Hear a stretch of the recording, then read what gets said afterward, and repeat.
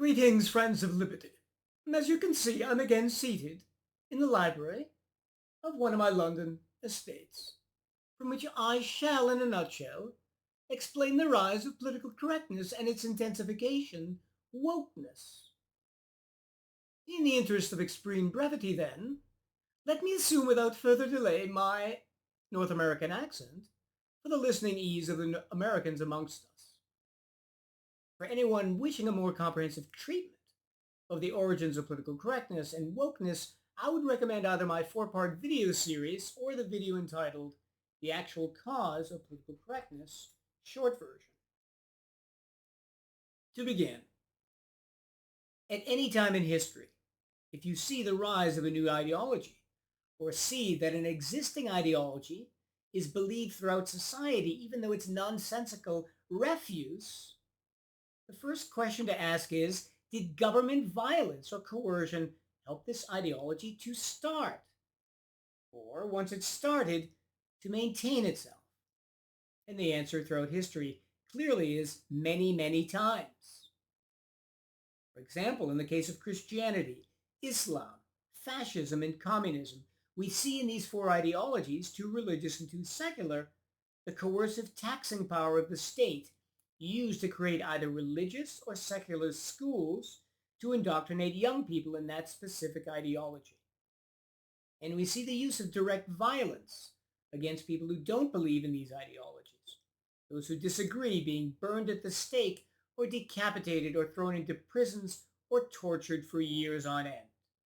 And so, without any question, in many, many cases, in history, state violence is used to privilege one ideology over others.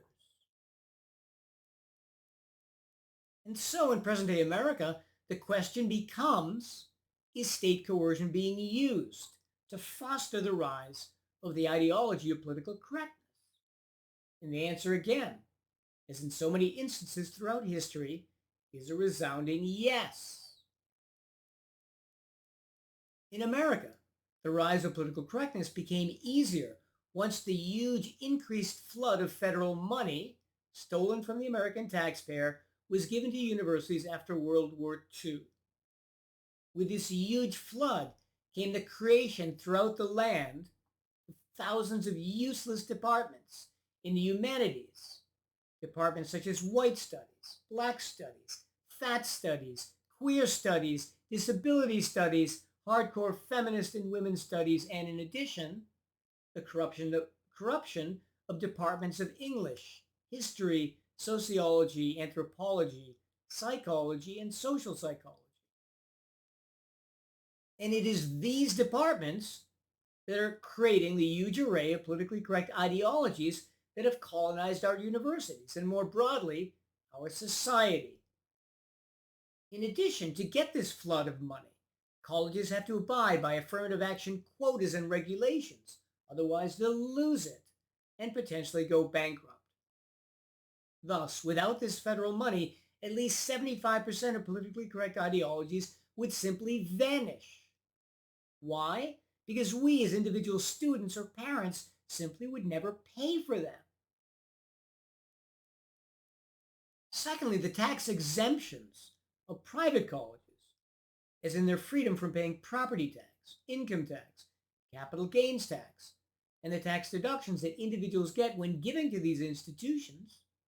In addition, the public third-party funding of state universities means that, again, they can teach courses or create departments that we, as direct paying customers, or as charitable donors in a free society, would never fund.